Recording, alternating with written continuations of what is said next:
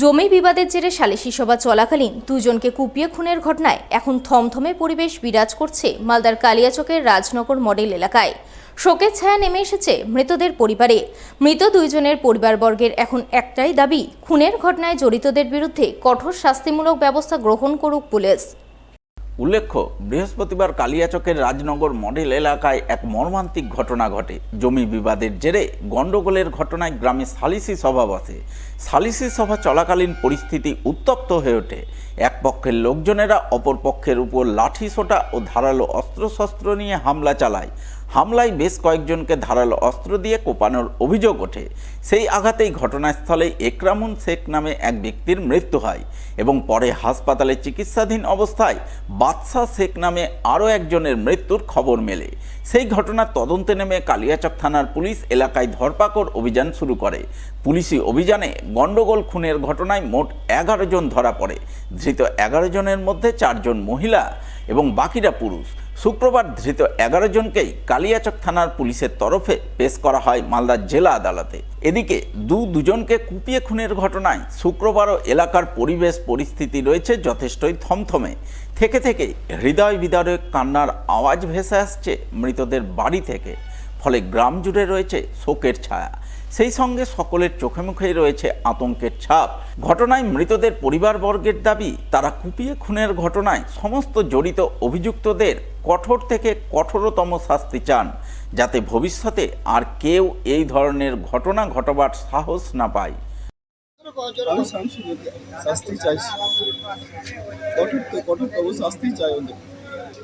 অন্যায় ভাগে অন্যায় করে এর আগে অন্যায় করেছে, প্রতিবার এই অন্যায় চলছে আমাদের উপর। চলে আসছিলাম, তারপরে দেখছি শাঁসওয়ালাটি, তখন আমরা সাইড নিলাম। সাইড নিতে গেলাম। সাইড নিতে যে আমাদের দু ভাইকে কপিয়ে ফেলে দিয়েছে রাস্তায়। আর ছোট আব্বার মাথায় ইট, আর হাতে কোপ, পায়ে কোপ, আর ও ভাইয়ের মাথায় কোপ। আর একটা বাড়িতে আছে 2 ভাই, ওরাও বড় কাতা ছিল, বল্লম ছিল, ওই রড ছিল আপনার, ওই রডের ঘুরানো গালা থাকে না, ওই রড বানানো থাকে, ওগুলো ছিল।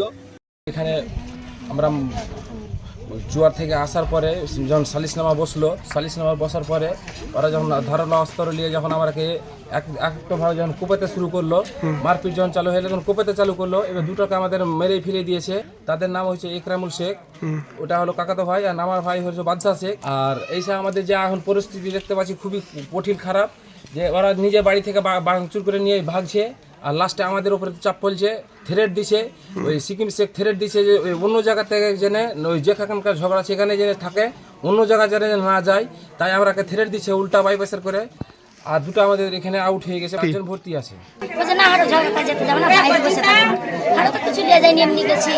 এমনি যে বসে থাকে, এবার তো না সরনে হারা রাস্তাতে দাঁড়িয়ে আছি, খবর শোনার লেগে বিপদ আছি। এবার তখন দেখছি এদিক থেকে হাঁসটা লাঠি সব চলে দিয়েছি। এবার তখন হারা করছি ওরাকে বাচ্চারাকে সব শেষ করে দেবে। এবার তখন দৌড়ছি যাচ্ছি, হারাকে যেতে বাচ্চাকে কোপা হয়ে গেছে, 4টাকে এবার কোপিয়ে সেই লাশ ফেলাতেছি। এবার আমার দোকানে যে যত যার হয় টিন ঘর সবকে ভেঙে চুরে একবারে লুটপাট করে, 50,000 টাকা ছিল, এলসিডি ছিল, সবকে চুরি করে। নিয়ন্ত্রণহীন গাড়ি বাড়িতে ঢুকে পড়ায় মৃত্যুর কোলে ঢলে পড়েছে 6 বছরের এক শিশু এবং হাসপাতালে মৃত্যুর সঙ্গে পাঞ্জা লড়ছেন মৃত শিশুর আহত মা। তাই ঘটনায় জড়িতদের শাস্তির দাবিতে বৃহস্পতিবার সন্ধ্যায় রাস্তায় টায়ার জ্বালিয়ে রাস্তা অবরোধ করে বিক্ষোভ দেখাতে শুরু করেছিলেন গ্রামবাসীরা। পুলিশ অবরোধ তুলতে এলে বিক্ষোভকারীদের ক্ষোভ আছড়ে পড়েছিল পুলিশের উপর। পুলিশকে তাড়া করে এলাকা ছাড়া করার পর পুলিশের গাড়ি উল্টে তুমুল বিক্ষোভ দেখাচ্ছিলেন গ্রামবাসীরা। এই অবস্থায় বিশাল পুলিশ বাহিনী ঘটনাস্থলে পৌঁছে লাঠিচার্জ এবং কাঁদানে গ্যাসের সেল ফাটিয়ে পরিস্থিতি নিয়ন্ত্রণে আনে। তবে বৃহস্পতিবার রাতে পরিস্থিতি নিয়ন্ত্রণে আসলেও শুক্রবার সকালেও থমথমে পরিবেশ লক্ষ্য করা গেল মালদার ইংরেজবাজার থানার কোতোয়ালির মিলিক আরাপুর এলাকায়। সেই সঙ্গে পুলিশের ভূমিকায় ক্ষোভের দুঃখের বহিঃপ্রকাশ আঁচ করা গেল মৃত শিশুর পরিবারবর্গের কথায়। উল্লেখ্য, গত বুধবার রাত 11টা নাগাদ কোতোয়ালির মিলিক আরাপুর এলাকায় এক ভয়াবহ দুর্ঘটনা ঘটে। নিয়ন্ত্রণহীন এক মারুতি গাড়ি নিয়ে চালক সহ মোট 4 জন শটান ঢুকে পড়ে ওই এলাকার রাস্তার পাশের এক বাড়িতে। ফলে গাড়ির ধাক্কায় বাড়ির একাংশ হুড়মুড়িয়ে ভেঙে পড়ে। ঘটনায় গুরুতর আহত হন পরিবারের 3 সদস্য। তাদের মধ্যে 6 বছরের এক শিশু দীপ পোদ্দার এবং তার মা বিধু পোদ্দার গুরুতর আহত হন। স্থানীয়রা তাদের তড়িঘড়ি উদ্ধার করে মালদা মেডিকেল কলেজ হাসপাতালে ভর্তি করেন। সেখানে চিকিৎসাধীন অবস্থায় বৃহস্পতিবার বিকালে 6 বছরের দীপ পোদ্দারের মৃত্যু হয়, যার প্রতিবাদে গ্রামবাসীরা মিলিক আরাপুরে রাজ্য সড়কের উপর টায়ার জ্বালিয়ে পথ অবরোধ শুরু করেন এবং ঘটনায় জড়িতদের বিরুদ্ধে কঠোর শাস্তিমূলক ব্যবস্থা গ্রহণের দাবিতে সোচ্চার হন। ওই সময় ইংরেজবাজার থানার পুলিশ অবরোধ তুলতে গেলে উত্তেজিত গ্রামবাসীরা পুলিশের উপর চড়াও হন বলে খবর। গ্রামবাসীরা পুলিশকে তাড়া করে এলাকা ছাড়া করে এবং পুলিশের গাড়ি উল্টে বিক্ষোভ দেখাতে শুরু করেন। পরে ইংরেজবাজার থানার বিশাল পুলিশ বাহিনী গিয়ে লাঠিচার্জ করে কাঁদানে গ্যাসের সেল ফাটিয়ে পরিস্থিতি নিয়ন্ত্রণে আনে বলে জানা গেছে। স্বভাবতই বৃহস্পতিবারের ঘটনাকে কেন্দ্র করে শুক্রবার সকালে এলাকায় থমথমে পরিবেশ পরিস্থিতি নজরে আসে। শুক্রবার ময়না তদন্তের পর মৃত শিশুর দেহ গ্রামে পৌঁছবে। তাই নতুন করে যাতে কোনো অশান্তি তৈরি না হয় সেই জন্য এলাকায় মোতায়েন রয়েছে পুলিশ। চলছে পুলিশের টহলদারি। যদিও গোটা ঘটনায় মৃত শিশুর পরিবারবর্গ পুলিশের ভূমিকায় একরাশ ক্ষোভ প্রকাশ করেছেন।